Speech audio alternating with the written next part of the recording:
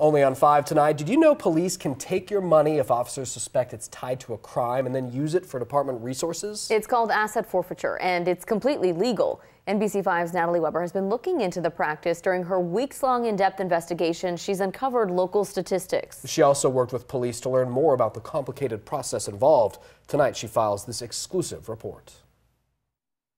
There are 4 types of asset forfeiture: federal, state, criminal, and civil.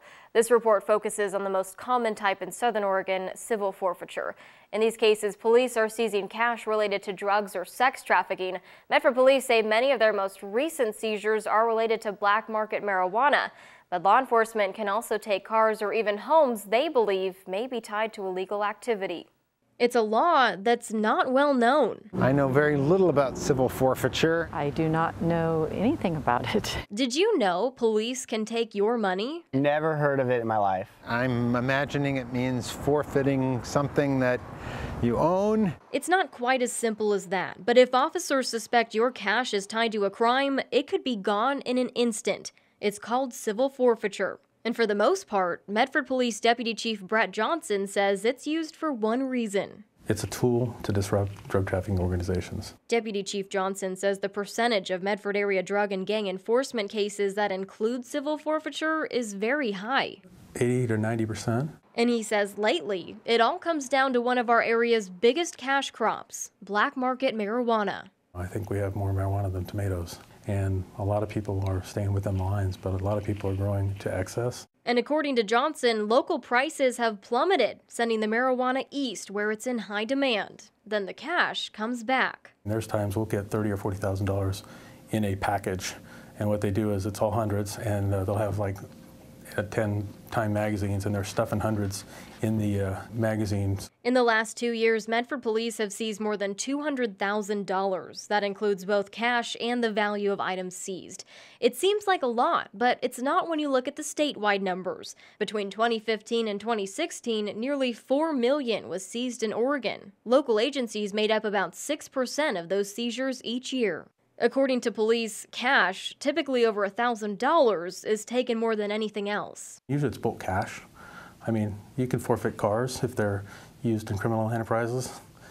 Years ago, we forfeited a house where it was a long-term methamphetamine dealer that had paid for a house through methamphetamine sales. The process typically starts at a crime scene. So what happens after the money is found? It's quite a cumbersome process, which it should be. Whether the cash is found with drugs or a canine alerts officers of drug particles on the money, police say they look for evidence that the two are connected. If the money is taken, it's video recorded from that moment on. We seize these, we open them under video surveillance. We keep them in a car with a video. We have a supervisor there when we open them under video surveillance, because people say, oh, it wasn't 20,000, it's 25,000, and we'll do multiple counts, and then we'll bring it back, and we'll have administrative staff do it multiple counts before we take it to the bank and make sure that we get it right. From there, it sits in an account while the case moves forward. Each state has their own laws on civil forfeiture. Jackson County Deputy District Attorney Marco Baccato says in Oregon, law enforcement can only keep the seized asset if they're able to get a conviction. But if they never file a claim, they never claim the money is forfeited. If the suspect is cleared or it can be proved the money isn't tied to crime, it's returned. If not, nearly 40% is given to various state-level funds that support law enforcement and youth.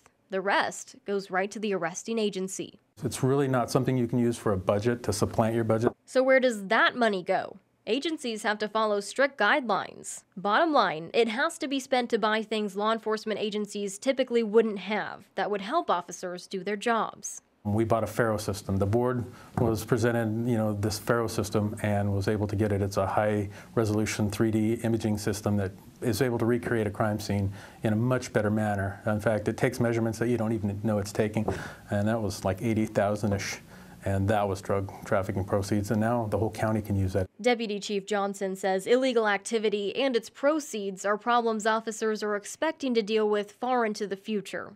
But civil forfeiture is their chance to make a dent in it. We're seeing large-scale currency smuggling, and it's the way they do business, so it's the way we're going to attack their business to disrupt the drug trafficking organizations that are taking the program and using it to become drug dealers. As you just heard, the process of a civil forfeiture case is already complicated, but now cryptocurrency like Bitcoin is muddying the waters even more. Coming up tomorrow in part 2 of this special report, how the federal government is dealing with this new unregulated currency and how our local law enforcement is adapting to catch criminals using the dark web. In studio, Natalie Weber, NBC5 News.